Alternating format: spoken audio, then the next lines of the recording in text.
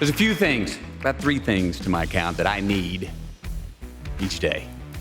One of them is something to look up to, another is something to look forward to, and another is someone to chase.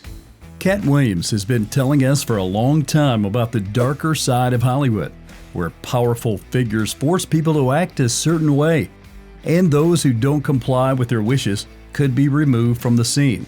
Poof, just like that. In the past few weeks, Matthew McConaughey has echoed these statements.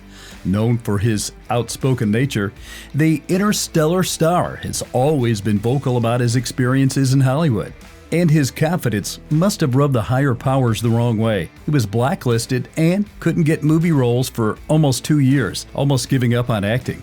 If anything, McConaughey's journey in Hollywood has been anything but smooth. In this video, we will be diving right into his story. His humble beginnings, his rise in Hollywood, the challenging periods, his clashes with industry leaders, the consequences he faced, and how he managed to overcome it all. This story promises to be eye-opening, filled with moments that make you go, "Ain't no way." So let's get right into it. But before we do, please like and click on that subscribe button. Thanks. Born in Texas in November 1969, Matthew McConaughey's early beginnings weren't exactly all rainbow and sunshine. Sure, he was super popular in high school and was even crowned the most handsome student, but life at home was quite the opposite of rosy. Although he didn't realize it until he grew up, he was raised in an abusive home and witnessed a couple of violent incidents as a child. Yet, when opening up about his experiences in an interview, he emphasized that he never doubted his mom and dad's love for him, even if their way of showing it was a bit unconventional. However, that was not the only thing young Matthew had to endure while growing up. As a 15-year-old boy, he was blackmailed into losing his virginity.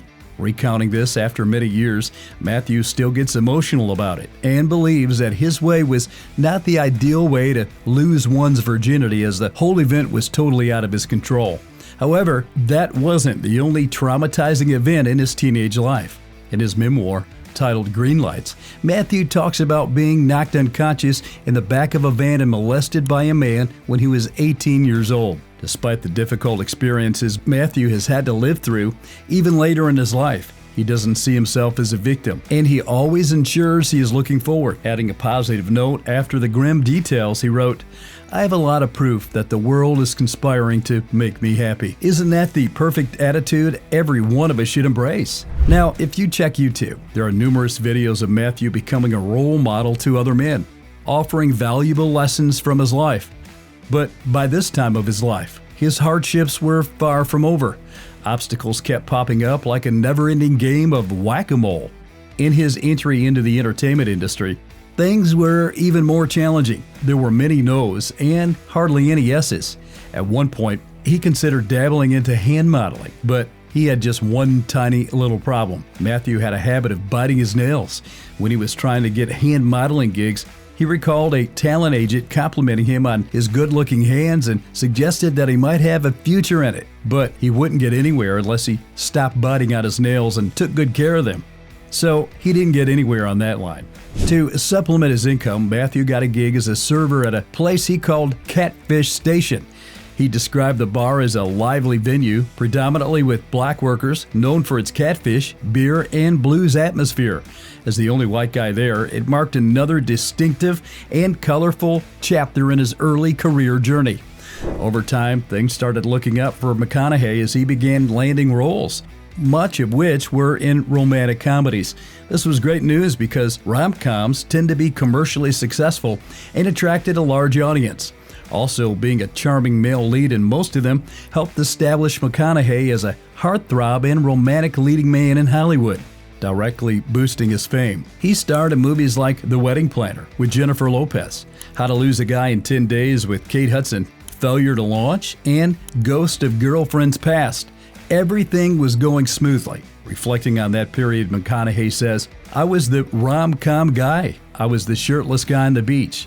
That was fine, yes. I said it then, and I'll say it now. Those rom-coms I was in were paying for the house on the beach where I was shirtless." Guilty. He was living life. One standout moment during those years occurred in Austin in 1999.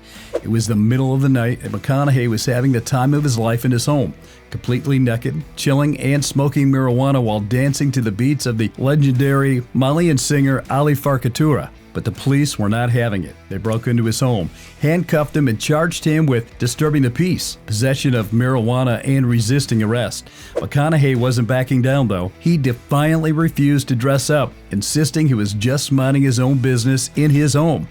In true McConaughey fashion, he stood his ground, proving he wasn't wrong. His defiance paid off. After the ordeal, he was only fined $50. However, the story spread like wildfire, sparking a local trend of people printing "bongo naked" on t-shirts all over Austin. However, his rise to stardom had its fair share of consequences, notably affecting his personal life, particularly his relationship with his mom, Kay. Matthew noticed that her attitude towards him was different. She became more interested in his fame, further straining their mother-son bond. Their regular conversations began to feel impersonal, and McConaughey began to sense that he was talking more to a fan than his mother. The line between personal and public became blurred over time. Even the conversations that they had in private ended up making headlines. I was trying to find my own balance with fame and stuff, and I would share things with her. Some of those confidences would end up on the 6 o'clock news a few days later, McConaughey shared. Little by little, the mother and son trust was depleted totally, and Matthew did not speak to her for 8 years.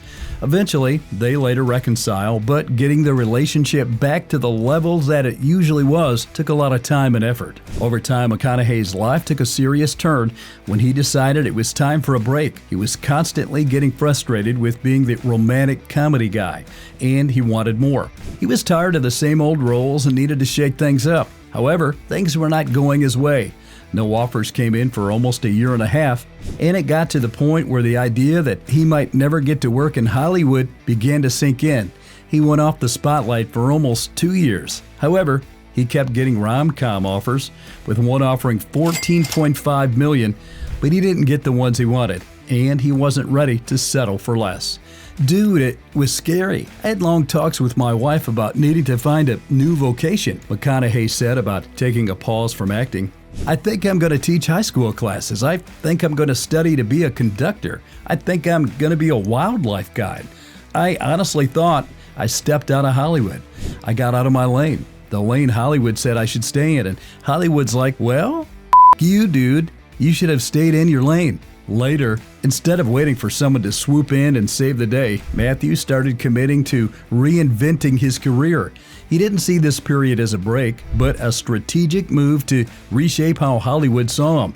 He spent the following months trying to transfer himself into a more mature actor, tagging the whole transformation process as becoming a new good idea in the minds of filmmakers. His plan worked. After making the strategic career shift, McConaughey started receiving offers for more challenging roles, and he excelled in them. His bet paid off, and this allowed him to take on the more complex characters we now know him for. For example, we see him take the role of Mickey Haler, a resourceful lawyer who works out of the back of his Lincoln Continental in The Lincoln Lawyer, 2011, and a hitman with a twisted moral code in the 2014 film Killer Joe.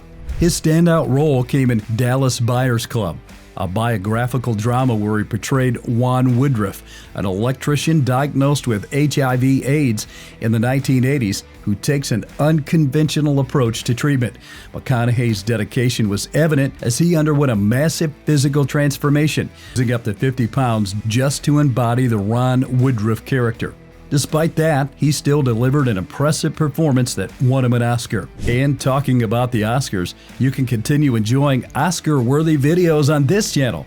Just like and subscribe to the channel, and you get it free every time we drop them.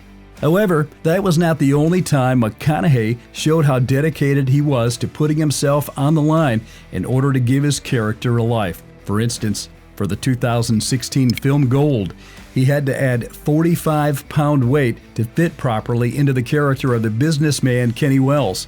Aside from losing weight, he even went as far as shaving his head. Returning to his original weight proved challenging. And in a 2019 interview with the Associated Press, McConaughey mentioned that he was still working on returning to his usual shape.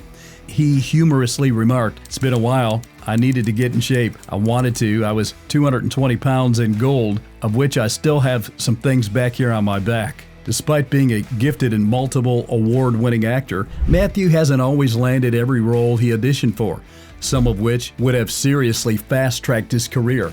One of those was when he auditioned for the role of Jack in the Titanic, which was later given to Leonardo DiCaprio. Can you imagine how different the movie would have been if it was Matthew who got the role? Additionally, McConaughey was enthusiastic about playing the Hulk in the 2008 film, The Incredible Hulk, and went on to pitch himself for the role. However, he was turned down, and the role ultimately went to Edward Norton, with Mark Ruffalo taking over in his subsequent Marvel films. Missing out on that superhero role and the Marvel Universe remains a significant disappointment in his career. Despite having impressive standout performances in movies like Interstellar, White Boy Rick, Serenity, and The Gentleman, McConaughey hasn't always found box office success, and so years have just been plain out bad. 2016 was a particularly brutal year for him, as his movie Free State of Jones performed really bad that it failed to earn back half of its production budget, and The Sea of Trees was met with boos from the audience at Cannes, which I believe is a reaction that not a lot of actors would hope for. Additionally, Gold, where McConaughey underwent a drastic physical transformation, aimed for his second Oscar but grossed only $7 million and received no awards consideration. History continued with The Dark Tower, which garnered the worst reviews of McConaughey's career and fell short of launching the franchise financiers envisioned. Undoubtedly, he has had to endure a couple of tough times in the industry. And the crazy thing is, he's not alone. Some very talented artists are also caught up in the constant battle to stay relevant, land auditions, and impress casting directors. For instance, we have Megan Fox. You might recognize her from the blockbuster series Transformers, where she starred in the first film in 2007 and its sequel, Transformers: Revenge of the Fallen, in 2009. These movies marked her breakthrough, following earlier roles in teen films like The Olsen Twins, Holiday in the Sun, and Lindsay Lohan's Confession of a Teenage Drama Queen. The trouble began when Megan was asked about working with director Michael Bay on the Transformers films in 2009 interview with the British magazine Wonderland. Megan went on with a controversial reply saying, "He's like Napoleon, and he wants to create this insane, infamous madman reputation." However, she did not stop there. She went on to say he wants to be like Hitler on his sets, and he is. Although Michael Bay was willing to overlook her comment, it is alleged that his boss, Hollywood legend Steven Spielberg, insisted on her dismissal. Apparently, Megan had violated an unwritten rule in Hollywood: don't criticize your director. Following this incident, Megan's career took a downturn. Her next film, Passion Play, was with a budget of $8 million, flopped at the box office, earning only around $25,000 worldwide. She struggled to secure significant roles for years, often sidelined for major opportunities. While she has since returned to Hollywood, reconciling with Michael Bay and working on projects like Teenage Mutant Ninja Turtles, her career trajectory has never fully recovered from the fallout. Next, we have Tippi Hedren, a Hollywood actress who faces significant challenges and blacklisting. While you may not be familiar with all her films, and that is partly because she was prominent during the 60s to 80s, and partly because she got blacklisted in Hollywood. Tippi Hedren made notable appearances in Alfred Hitchcock's classics such as The Birds and Marnie. Alfred Hitchcock was an award-winning film director who produced over 50 feature films, many of which are still being studied today, which presented a quite different reality behind the scenes. Despite widespread acclaim for her acting, Tippi Hedren alleged that Alfred was constantly sexually assaulting her throughout filming, and every time he did, she resisted him. However, being in complete control of the whole set, they retaliated by making things difficult for Tippi, specifically isolating her. He instructed the cast not to engage with her and arranged his dressing room with a secret connecting door to hers. Hedren claimed Hitchcock's obsession extended to attempting to dictate her personal life, even trying to hinder her ability to support her elderly parents and her daughter Melanie. Furthermore, Hitchcock allegedly obstructed Universal Studios, where she was under contract, from submitting her performance in Marnie for an Oscar consideration. He effectively barred her from working in the industry for 2 years. Studios were the power, Hedren said in 2012, and I was at the end of that, and there was absolutely nothing I could do legally whatsoever. There were no laws about this kind of situation. If this had happened today, I would be a very rich woman. We also have Brendan Fraser, who emerged as a promising young shot known for his roles in comedy and action films in the late 90s and early 2000s. He captured audiences with lead roles in blockbusters like The Mummy and George of the Jungle, both of which achieved enormous box office success. However, he disappeared from Hollywood and wasn't featured in any films for 5 years.